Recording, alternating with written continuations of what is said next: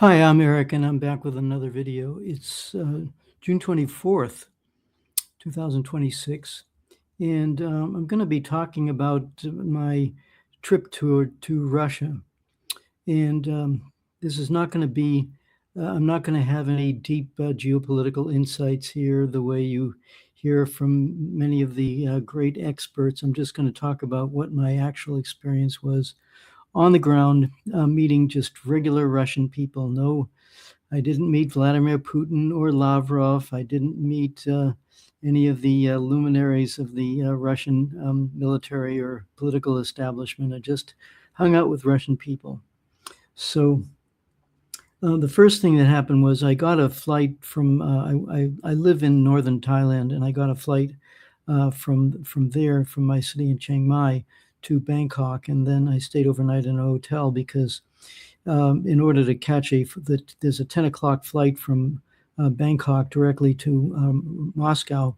However, you have to, it's an international flight, so you have to be there, 3 hours earlier, or at least 2 hours earlier, which means getting there at 8 o'clock. And you have to get your baggage off the plane. So I realized it was going to be better for me to just get there a day early and then get to the airport around, I guess it was around 7:30 or so, 7:30 a.m.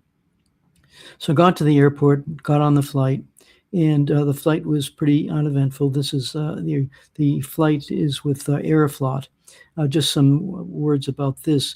There's different ways to get to Russia, and I don't know what it's like to get there from the United States. So from what I'm hearing, it's if there are no actual direct flights. I think people have to fly to like Istanbul, Turkey, or someplace like that, and then get another flight from Istanbul to Moscow.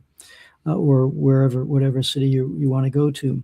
But in my case, because I live in Thailand, there actually is a direct flight from using the Aeroflot Russian airline. Now, you can also take other airlines, which traditionally, because they're a lot cheaper, you could take a flight with like an Emirates airline, or there's a couple of airlines that go through through Abu Dhabi or Dubai or places like that are in the Middle East. But of course, because of the war that's going on, I'm not sure how reliable those flights are, or even if they exist. You can take flights that go through Beijing or through China. However, those flights, all of those flights, involve long waiting times between flights. So, for example, if I had taken a flight from Chiang Mai to, let's say, to Beijing, and then from Beijing on to Moscow, I would have been stuck in Beijing for probably 5 or 6 hours at least. And instead of having a 10-hour flight from Bangkok to Moscow, it would be more like a 20-hour flight, which is really wearing. So I decided not to do that. I decided to just pay the extra money this time and just go with Aeroflot. So I was on the flight, and everything. This flight went quite smoothly. It's a decent airline. It's nothing special. I think the service on the United Arab Emirates airline, the food was better quality entertainment and so on. But of course, and it's cheaper, but it's not, at this point, we don't know if you can even use it, and it does take a lot longer if you stay in one of those airports. So anyway, we were heading towards Moscow, and there's on the screen, you can actually follow the flight path of the airplane. So I was watching the flight path of the airplane, and everything is, you can kind of see it going over India and going over Kazakhstan, or wherever it is. And eventually it was getting towards Moscow. But at a certain point, and I left a screenshot of this flight path. It kind of goes, like this and like this and like this, because apparently there was some issue about landing. I think they didn't want, they delayed the landing for some reason. And so you can see the image of this flight to Moscow, where we were kind of held up.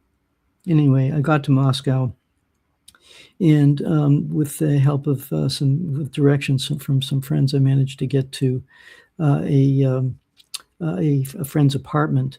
So my plan was to visit a Zen community in Moscow, and I asked ahead of time if anybody would be willing to let me stay at their place because I'm trying to keep my costs as low as possible. Not to mention the fact, even more, probably even at least as important, is that I want to, hang out with Russian people and hear what they have to say, and certainly to talk with people who are Zen students as well. So I got a very nice invitation from a woman named Yulia, and I stayed at her place. And this is a kind of like a Soviet era apartment, and there are a lot of Soviet era apartments in Moscow, and they're kind of old, and they're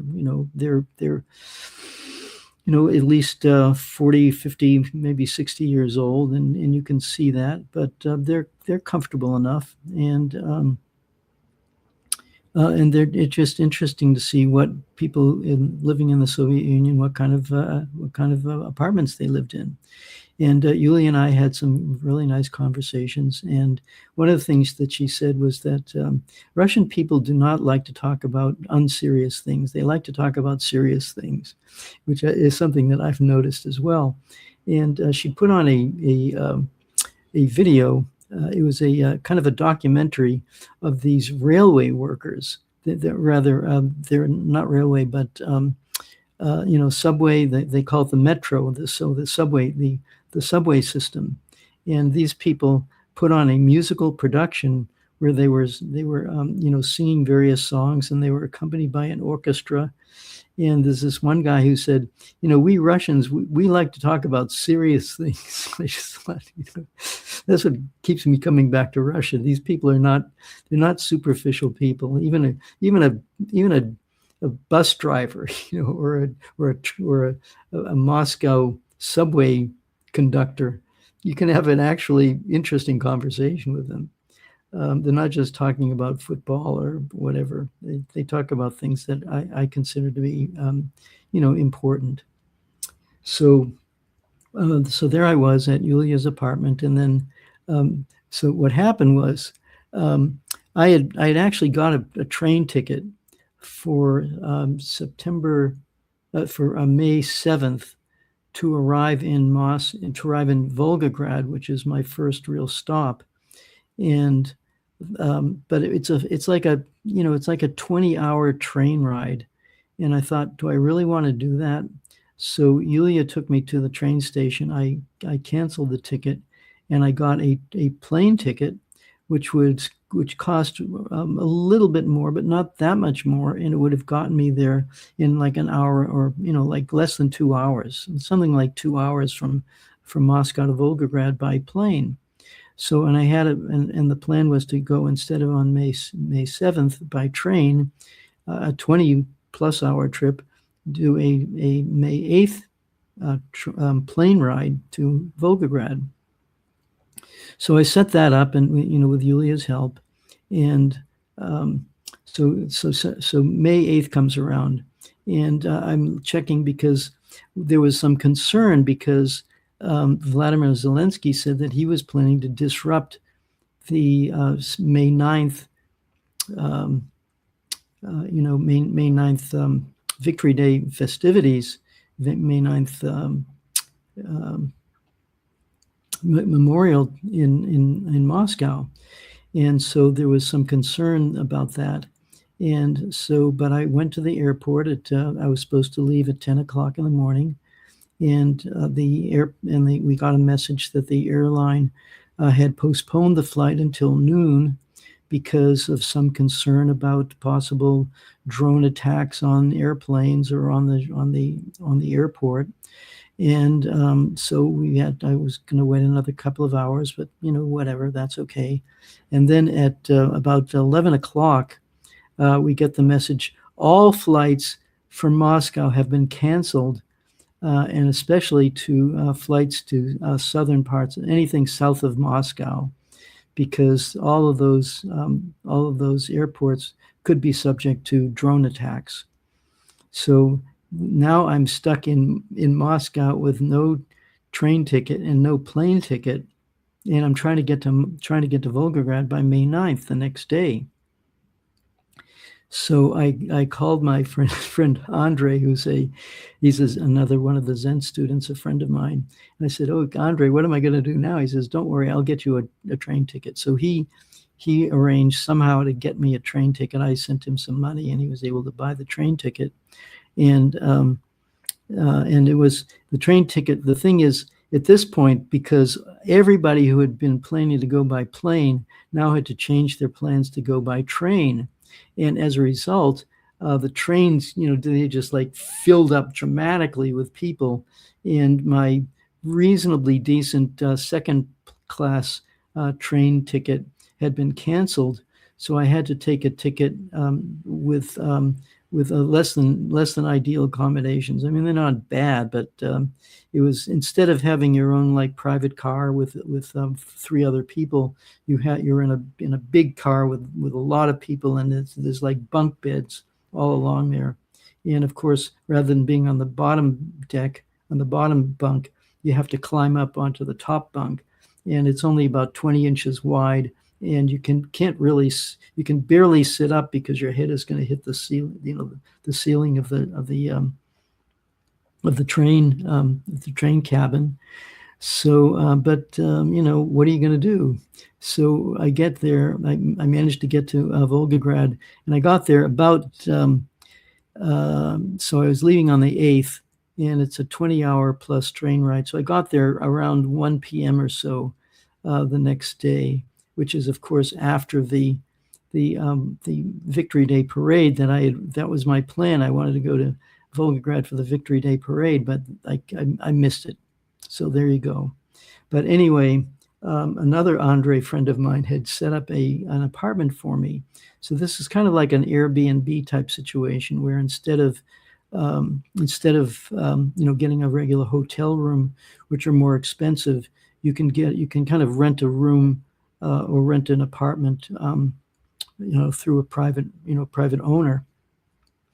So that's exactly what I did. I rented this apartment, and it was very small. I mean, it was basically, you're talking about it's just a regular bed with a kitchen. It's like a small kitchen. You have a refrigerator. You've got a sink. You've got, of course, a decent bathroom and so on. But it's very, very small. There's no room to really move around. But it was at a very reasonable price. I think like $25 a night or so. So it wasn't too expensive, because if you stayed in a hotel, the cost could easily be twice that much. So I was there for a week. So then the next thing that I wanted to do was meet some of my Volgograd friends. And in particular, there was a woman named Nellie and her friend Irina, who were both English teachers. And Nellie is a yoga student. So Nellie she found a yoga studio where I could do a Zen workshop. Because I wanted to, that was one of the main reasons, as I've mentioned before, I wanted to see what's going on in Russia as far as meditation and things of that nature. So, I went on a couple of just kind of my own little, private tours. One thing I had to do was I had to get a refund from Aeroflot because, they canceled the flight.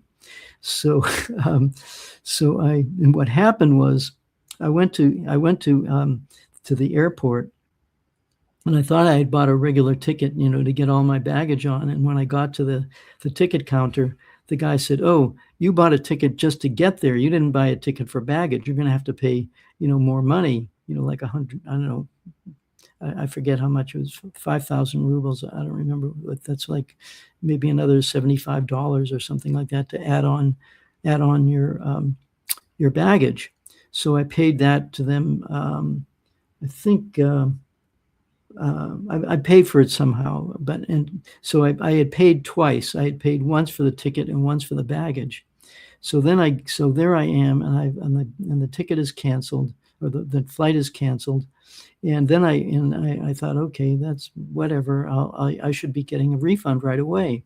But I looked on my mobile phone and it said, we've rescheduled your flight for the next day. And I thought, I didn't ask for that. That doesn't help me. That's no good. So, I want my money back. So I called the Aeroflot office and they said, well, yeah, you can, you can get your money back, but you're going to have to go to the Aeroflot office in Volgograd. So I got to so that was one of the main issues. I had to get to the ticket office in Volgograd for Aeroflot. And the woman said, yeah, you've got 2 tickets. One is for the flight and one is for the baggage. And we'll give you your 5,000 rubles back, but you're going to have to wait to get your money back from the airline itself because you booked it through a travel agency rather than just through Aeroflot. So I had 2 tickets, one through a travel agency, one directly through Aeroflot. But fortunately, I could see a couple of days later, sure enough, the money from Aeroflot showed up in my bank account. So it all worked out. Anyway, so there I was, and Volgograd the weather was really, really quite beautiful. It had been pretty, I think, stormy and cold up until the time that I arrived, but it seemed pretty nice.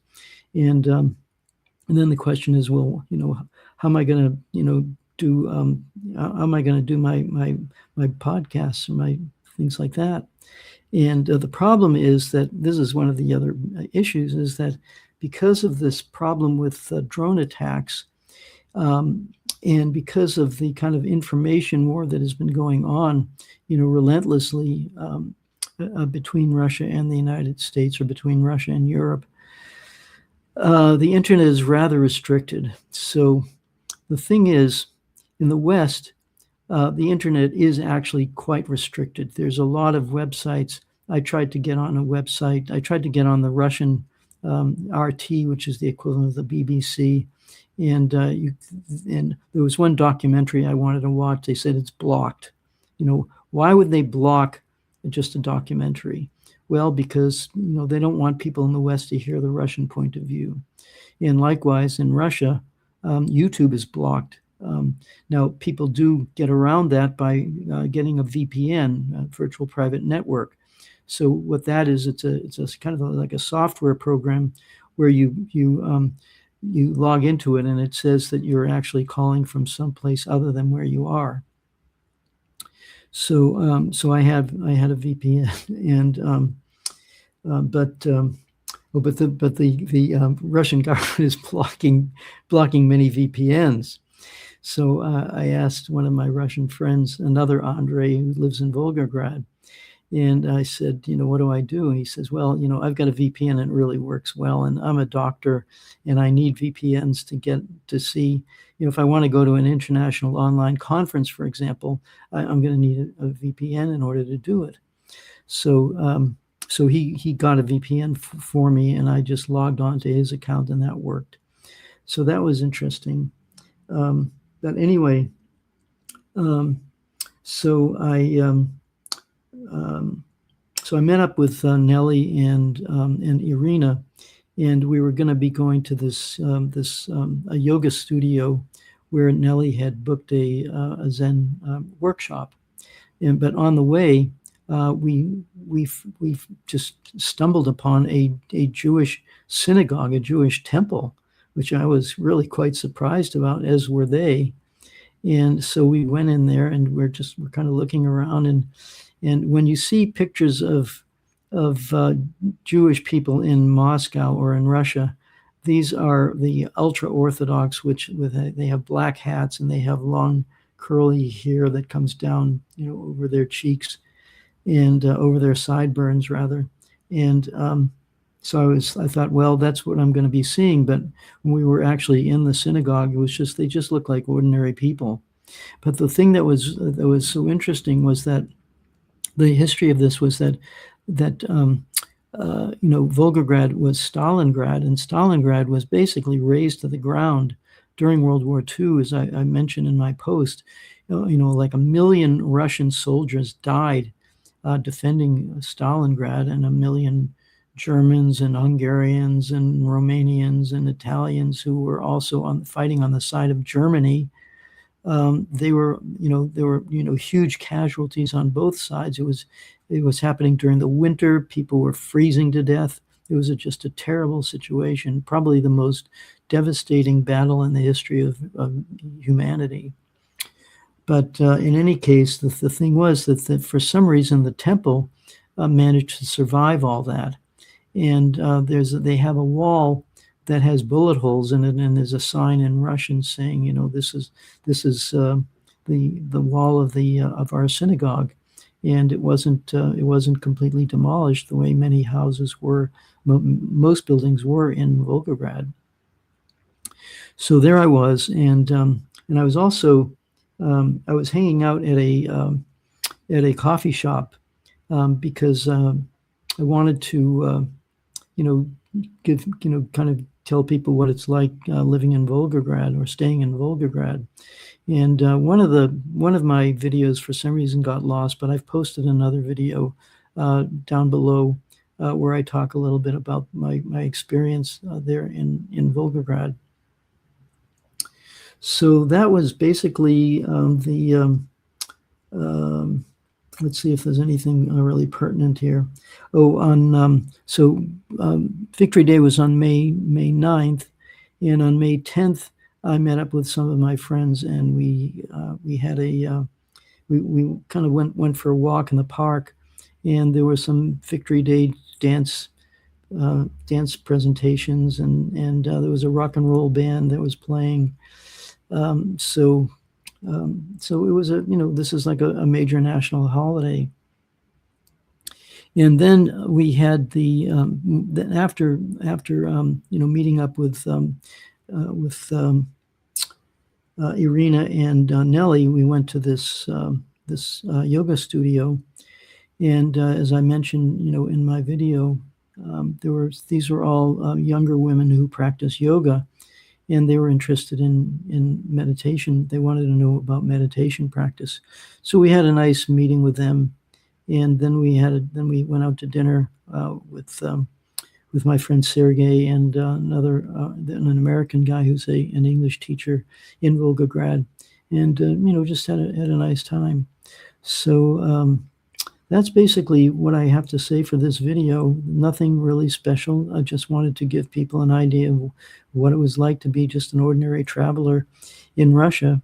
And this period of time extended from May 5th and 6th when I arrived to May 14th when I left Volgograd to head out to Simferopol and then to Yalta, where I was to meet my friend Regis Tremblay and his wife Tanya. So I'll be talking about my time there in upcoming videos. So thanks again for listening to my little talk here. It's nothing earth-shaking, just giving you some basic idea of what it's like to travel in Russia. Oh, I should just mention that one thing I should mention is that last year when I went to Russia, I was held up in the airport for like an hour or more, and I was afraid that was going to happen. But for some reason, I got there, and I just sailed right through immigration. I'm kind of guessing that the reason why they may have held me up was because they wanted to go online and see if I have any social media posts or things like that. They wanted to know, who is this guy that we're letting in? Is he going to cause any trouble or not? And of course, I'm not a troublemaker, so they just sent me to immigration. I went right through with no problem. So and actually, while I was in Russia, I had absolutely no issues with police or military or anything like that. It was all completely smooth as silk.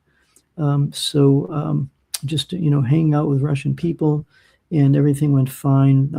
It was the final act in that whole event was I'll get to that a little bit later, where some guy at a coffee shop gave my friend a little bit of a hard time, but I personally didn't experience anything. So that's what happened, and you can see a bunch of photos beneath my talk here, and I give a little explanation of all that. So thanks again for listening. Please, support my channel if you can. It's not cheap to travel anywhere internationally, and it would help if you can kind of chip in a few bucks to make it easier for me to do this kind of work. So thanks again for listening, and I'll talk with you again soon.